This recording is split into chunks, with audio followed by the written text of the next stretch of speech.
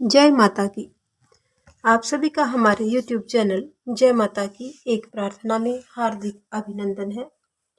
आज हम श्री विष्णु महापुराण कथा की कड़ी में चौथे स्कंद के 5वें अध्याय को करेंगे। इससे पहले हमने चौथे अध्याय को किया, उसमें हमने इक्ष्वाकु कुल के मुख्य राजाओं का वर्णन किया और आज के 5वें अध्याय में हम जानेंगे निमि का चरित्र और निमि के कुल का वर्णन। कथा को शुरू करने से पहले यदि आप हमारे चैनल पर अभी नए जुड़े हैं तो कृपा करके चैनल को सब्सक्राइब कर लीजिए और घंटी जैसे दिखने वाले बटन को भी दबा लीजिए ताकि आने वाली नई वीडियो की नोटिफिकेशन आपको सबसे पहले और आसानी से मिल सके। तो शुरू करेंगे आज का अध्याय। उससे पहले प्रभु का सिमरन करेंगे। श्रीमने नारायण नारायण नारायण, श्रीमने नारायण नारायण नारायण, भजमन नारायण नारायण नारायण। जय श्री विष्णु भगवान की। तो शुरू करते हैं आज का 5वां अध्याय। इसमें श्री पराशर जी बोले कि इक्ष्वाकु के जो निमि नाम का पुत्र था उसने 1000 वर्ष में संपन्न होने वाले यज्ञ का आरंभ किया। उस यज्ञ में उसने वशिष्ठ जी को होता वरण किया और वशिष्ठ जी ने उससे कहा कि 500 साल के यज्ञ के लिए इंद्र ने मुझको पहले ही वरण कर लिया है, अतः इतने समय तक तुम ठहर जाओ और वहां से वापस आने पर मैं तुम्हारा ऋत्विक हो जाऊंगा। वशिष्ठ जी के ऐसा कहने पर राजा ने कोई उत्तर नहीं दिया। वशिष्ठ जी ने यह समझकर कि राजा ने उनका कथन स्वीकार कर लिया है और वह इंद्र के पश्चात मुझसे यज्ञ संपन्न कराने को तैयार हो गए हैं। वशिष्ठ जी ने इंद्र का यज्ञ आरंभ कर दिया, किंतु राजा निमि भी उसी समय गौतम आदि अन्य होताओं के द्वारा अपना यज्ञ आरंभ करवा दिया। यानी एक तरफ तो इंद्र जी ने अपना यज्ञ आरंभ किया और दूसरी तरफ निमि ने गौतम आदि अन्य होताओं के द्वारा अपने यज्ञ को शुरू करवा दिया। देवराज इंद्र का यज्ञ पूर्ण होते ही मुझे निमि का यज्ञ कराना है, इस विचार से वशिष्ठ जी तुरंत ही आ गए। उस यज्ञ में अपना होता यानी कर्म गौतम जी को करते हुए देखकर वशिष्ठ जी ने सोते हुए राजा निमि को शाप दिया कि तूने मेरा अपमान करके संपूर्ण कर्म का भारत गौतम को दिया है, अतः तुझे मेरा शाप है कि तू देहहीन हो जाए।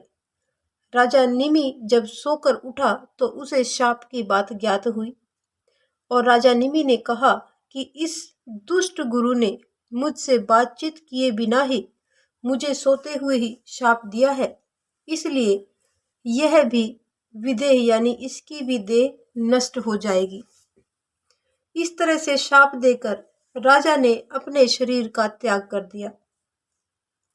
राजा निमि के शाप से वशिष्ठ जी का लिंग देह मित्रावरण के वीर्य में प्रविष्ट हुआ और उर्वशी को देखने से उसका वीर्य स्खलित हो गया और उसी से उन्होंने दूसरे शरीर को धारण कर लिया।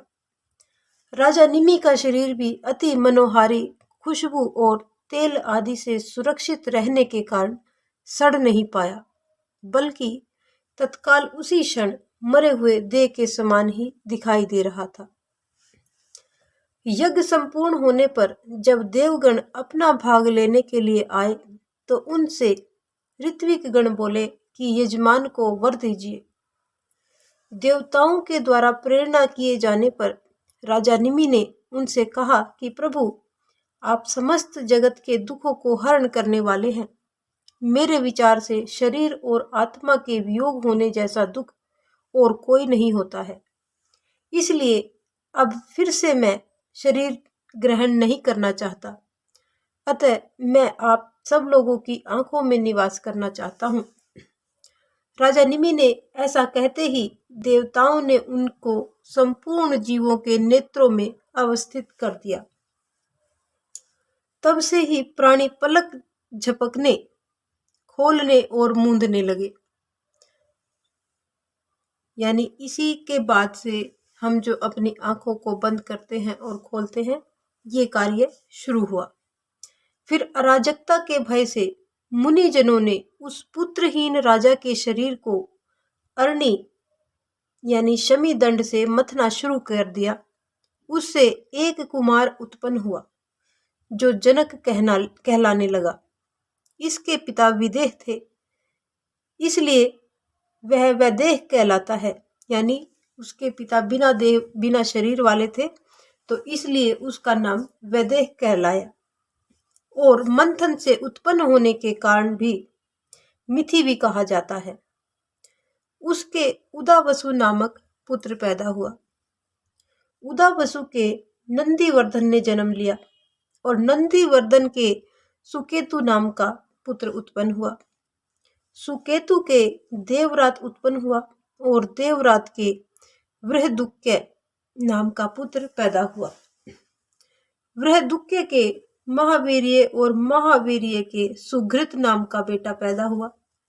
सुघृत के धृष्टकेतु और धृष्टकेतु के हर्यशर्व और हर्यशर्व के मनु नाम का पुत्र हुआ।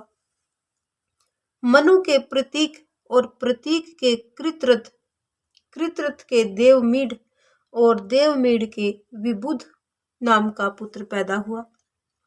विबुध के महाघृति, महाघृति के कृतरात और कृतरात के महारोगा और महारोगा के स्वर्ण रोमा नाम के पुत्र ने जन्म लिया। सुवर्ण रोमा के हस्वरोमा और हस्वरोमा के शीरध्वज नामक पुत्र उत्पन्न हुए। वह पुत्र की कामना से यज्ञ भूमि को जोत रहा था, तभी हल के अग्रभाग से सीता नाम की कन्या उत्पन्न हुई। शीरध्वज का भाई संकाश्व और नरेश कुशध्वज था। शीरध्वज के भानुमान नाम का पुत्र हुआ और भानुमान के शतधुमन और शतधुमन के शुचि और शुचि के ऊर्जनामा नाम का पुत्र हुआ।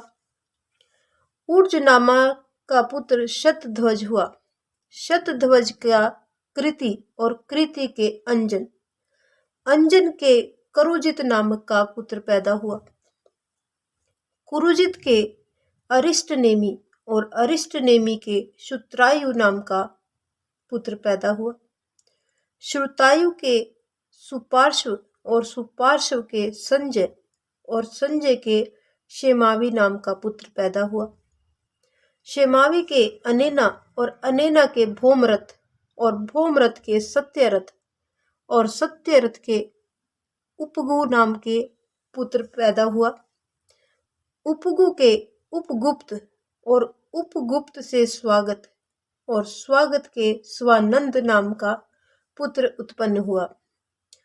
स्वानंद के सुवर्चा उत्पन्न हुआ और सुपार्श्व के सुभाष और सुभाष के सुश्रुत, सुश्रुत के जय और जय के विजय, विजय के ऋतु और ऋतु के सुनय और सुनय का वीतहव्य नाम का पुत्र पैदा हुआ।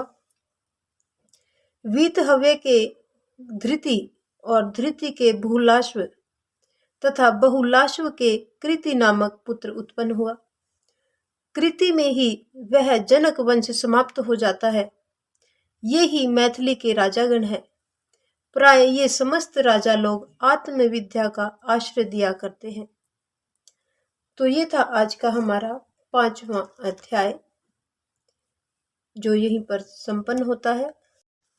अगले अध्याय में, 6ठे अध्याय में हम जानेंगे सोमवंश का वर्णन, चंद्रमा, बुध और पुरूरवा का चरित्र।